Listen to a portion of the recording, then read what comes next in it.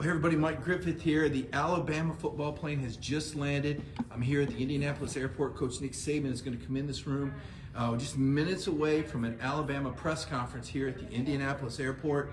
Obviously very cold today, 16-degree day, windy day as well.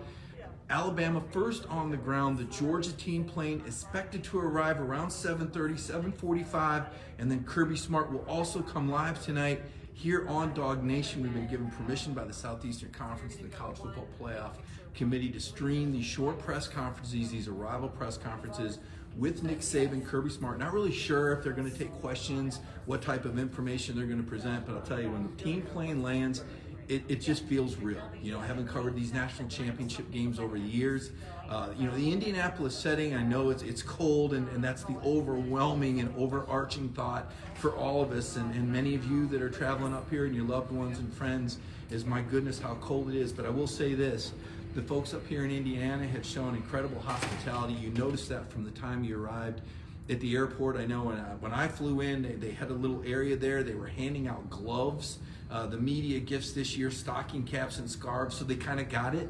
And admittedly, even though I spent a lot of my time growing up in the Midwest, I didn't pack those things.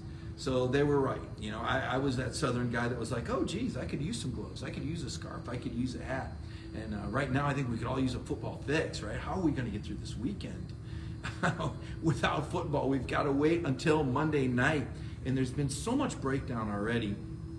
And the thing I keep getting struck by is a lot of the recency bias. And I was talking with Steve Spurrier, and we'll hear more from Coach Spurrier and Dog Nation and SEC Country in the next couple of weeks, some things going on there. But talking with Coach Spurrier today, and he said, you know, Mike, the thing that gets me is everybody just forgets the SEC championship. They just forget what it means to be the best team during the regular season. And what Georgia did during the regular season, it's almost like everyone's got amnesia. Yes, Georgia lost to Alabama head-to-head, 41-24. We saw it. You know, many of us were there. Okay, we get it. It's one night. It's December 4th. But you look at how these rematches have played out over history. And again, Spurrier, referring to him, he lost to Florida State during the regular season, came back, avenged that loss, and won his national championship, 97. We saw the Alabama-LSU game, 2011. LSU beats Alabama in the regular season, 96. Bama wins the rematch in the national championship game. Interesting note, 2 of Nick Saban's national championships comes when he didn't even win the conference. This year he did win the conference championship game. But Georgia could be that team to win the national championship without winning the SEC championship game. There is a precedent for it.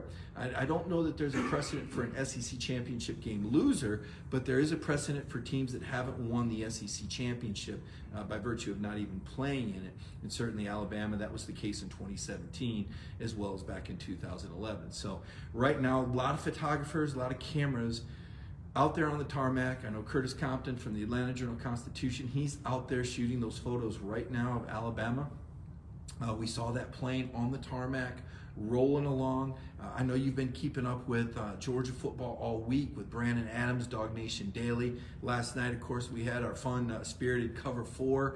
Those are always a lot of fun. We have these fun discussions, and you know, sometimes we agree, sometimes we disagree, but I think we all keep it real. You see a lot of these TV cameramen start to shuffle around, so you can hear the band maybe playing a little bit in the background. When Saban comes into the room, I'll spin this camera around. I'll give you an idea what that's going to look like. You can see the backdrop. Boom. He'll be standing right there. I think they lowered the microphone. It was a little high. They might have had it about 6 feet. Not sure how that would have gone. If the microphone would have been over Nick Saban's head when he came in, probably not good. So the photographers have lowered that. But again, the scene here, downtown Indy, very compact. I don't know how many of you have been to Indianapolis before, but there are a lot of tunnels connecting the buildings. So even though it's very cold, the buildings are connected by a lot of tunnels, and you're somewhat insulated from that. I had a live shot today on the SEC Network. It was on top of a roof, and I was freezing. And it was interesting because the host of the show, and most of you know Paul Feinbaum, was really pushing me on this pick, and I really felt comfortable picking Georgia because I do feel like Georgia covers all the bases. And again, you've heard us talk about it all week. But you know, getting here and just listening, keeping my ear to the ground, talking to some of my friends who cover Alabama, who've been around that program all year long, The reasons that they're picking Alabama is just because of the last game. And I said, that's not enough for me, because it was almost like a practice game for Georgia. I mean, listen, they wanted to win. They wanted to knock Alabama out. I'm not saying that they didn't try, but they get a second chance. And Kirby Smart is a guy who's won a lot of football games. I want to say he's 12-6 against top 10 teams. And yes, Saban has been the one that's gotten away, 0-4 against Nick. But I look on Kirby's staff. It's not just Kirby, right? You see Todd Monken. Here's a guy who's been around the block. And how confident has he been? I don't know how that's come across to you, but it's made me more likely to say, you know what, gosh, Monken is really doubling down on this. Really sounds confident. Not just, I think we'll do all right, but knows they'll do all right. When you look on the defensive staff and you see a guy like Will Muschamp and how many different places he's been and how many big games he's been a part of. I mean, it's just one more eyes and ears, an experienced voice, and I think that's the kind of thing that can make a difference for Kirby Smart in a game like this. I think Nick Saban's coming right now. Let's get ready for this.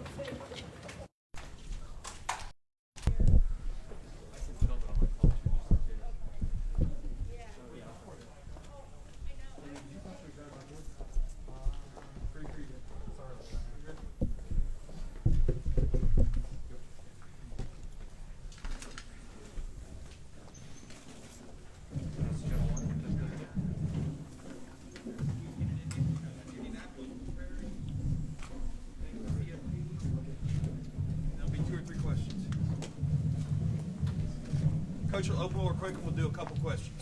So my question is how come we're not doing this outside? My question for ESPN is why would we do it inside? Well, look, we're really pleased with the opportunity to be in the college football playoff. It's obviously a great venue. This is a great place to have such a venue. Indianapolis has got a lot of traditions here, whether it's the combine, whatever it is, and we spent some time here in the past, and this is a great city. And our players are certainly looking forward to the challenge. Mr. Hancock and the college football playoff group do a great job to create a great opportunity for teams that make it here. And Georgia's got a great team, and it's going to be a great challenge for us, and really proud of the way our team has persevered this year to create this opportunity for themselves. So we're also looking forward to that. You always talk about the importance of preparation. What's the preparation been like this week for your team? It's been good. It's not a normal routine, for players to be away from home for a week, come home, have a couple days off, start on a new game, travel today after practice. But the focus has been good. The players have been good. What's the most important thing in a rematch game like this, Coach, when you play a team twice in one season? You've been through this before, Alabama LSU not too long ago. Well, but I also think that a lot of players want to play in the NFL someday. So this is something that's a common occurrence. You play all the teams in your division twice, so that means you're going to play the same team twice. I don't think college players are actually used to that, but this is something that you have to learn from whatever you could do better when you played the first time, and try to have the right mindset to know that you're going to have to be able to persevere and play with the same kind of energy and intensity in the game for 60 minutes, this time around. So it is different for the college players, but it's something and a good experience for them to get used to if they're going to play at the next level someday, because it happens all the time. Coach, what's the message to the fans coming into this? A little bit of trip up north, but how important is it to have them come out here on Monday night? Well, I think it's always important that you have great support. We've always had great support at the University of Alabama. Our fans have been great. They travel wherever we go. They've got great energy and enthusiasm and lots of passion, and obviously, that kind of support and enthusiasm will be helpful to our players in the game and much appreciated. Last one. How are the players adjusting to this cold weather now that you're testing down in Indianapolis? Well, you know, I can't really answer that. It was pretty cold in Tuscaloosa the last day or two. Not this cold, but you know, I told them to be ready for the cold. It's something that most of our players are not used to. At least we're not going to have to play in it, so they can get used to it from the plane to the bus. And, you know, stay in a hotel most of the time, prep play indoors. They should be okay. All right. All right, Thanks, thank Coach. you all. Appreciate it.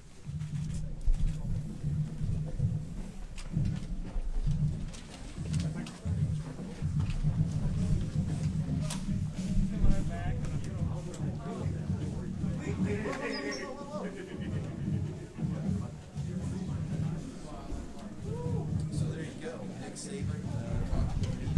They didn't really have anything earth-shattering out of that press conference, but I thought it was interesting to hear what he had to say tonight in that press conference right there. Obviously, Nick, pretty relaxed. I think that sets the tone for his team. It'll be interesting to hear what Kirby Smart has to say. And again, we had that pause. You know, in a facility like this, the wireless can be a little unpredictable. Obviously, a lot of cameras, a lot of people zapping that juice. So I was glad we were able to get that power back on. A blessing we were able to get Nick Saban live. And we'll try to bring Kirby Smart to you live here when the Georgia plane arrives. Looking right now, it's 6:45. Claude Felton, the SID, told me Georgia could be here as early as 7:30. They're scheduled at 8.